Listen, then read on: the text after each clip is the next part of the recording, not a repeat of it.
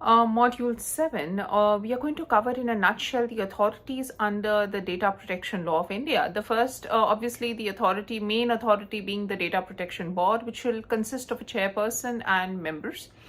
Now, this board shall discharge its duties as a body ensuring compliance by organizations, professionals dealing with sensitive personal data, compliance of the data protection law in India. Now, when is it that they exercise their powers? The first thing wherein there is a complaint that is filed with them. So a complaint in writing is filed by them by an affected person or by a representation through a person representing on behalf of a complaint on behalf of a complainant who is the affected person. Then upon receipt of such a complaint, the Data Protection Board is first of all going to look into whether there are sufficient grounds to initiate an inquiry.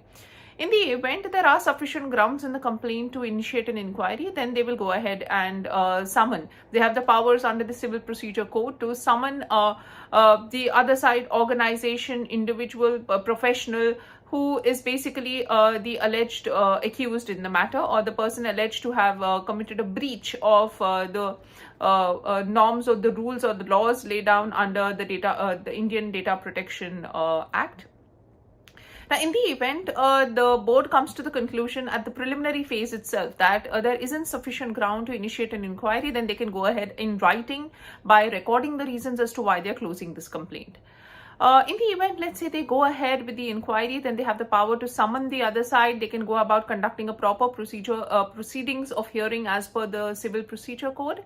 They can also pass interim orders with respect to the proceeding before them, wherein they can, in the interim order, the parties with respect to redressal that can be provided to them. And the final redressal can happen only maybe at the final order stage, but in the interim, there can be orders passed by them. That power is there with them. And apart from this, the final order which is there, it has to be in writing. And this order which is in writing is executed as a civil decree. And one more thing to understand is, in the event, let's say the order is required to be appealed from, there is an appellate board also which is going to be formed, to which an appeal lies within 60 days from the order from the lower court or the lower data protection board. Let's say in the situation where we were talking about an appeal that is filed against the orders of the appellate tribunal. So the appellate board, the appellate tribunal, if there is an appeal from there which is filed, it shall be in accordance with Section 18 of the Telecom Regulatory Authority Act of India, and those provisions shall apply thereafter for an appeal further from the appellate tribunal. So let's say if you're not satisfied with the order of the appellate tribunal, a further appeal is going to lie as per Section 18 of the Telecom Regulatory Authority Act of India. In a situation where the board is of the opinion that the matter can be resolved by alternative dispute resolution, it can actually even direct the parties to first resolve to ADR methods or alternate dispute resolution methods through mediation, and thereafter can, if the matter does not get resolved at that stage, can then hear the matter as an inquiry further. There may also be certain cases where there's a complaint filed before the board, and in the event the organization who is made a party to the complaint against whom the allegations have been made, if that organization wishes to give a voluntary undertaking, so let's say they have not been compliant with the act and they wish to give a voluntary undertaking without going through the whole procedure of an inquiry, then yes, that is also an option that is available, where they can voluntarily give an undertaking of compliance.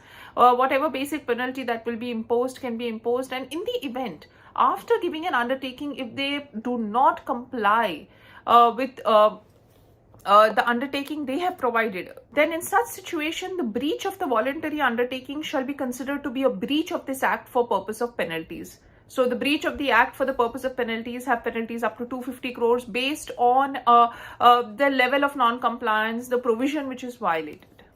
To conclude, this particular act amends the Telecom Regulatory Authority Act of India. It also amends the Information Technology Act, where Section 43A stands omitted. Section 43A was the act which was the section under which data protection was covered prior to the existence of this act, where an organization failing to protect the data of any other individual organization, etc., could be penalized to the crore of 5 crore rupees.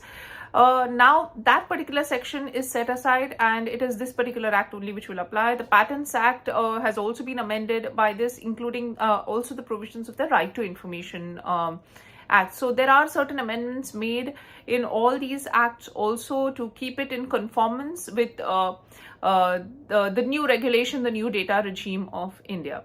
So in the event that there is any case with respect to a data breach that is filed with the civil courts, there's a bar to jurisdiction where an individual cannot approach any other court, any other civil court in matters pertaining to data breaches which have occurred under the Data Protection Act.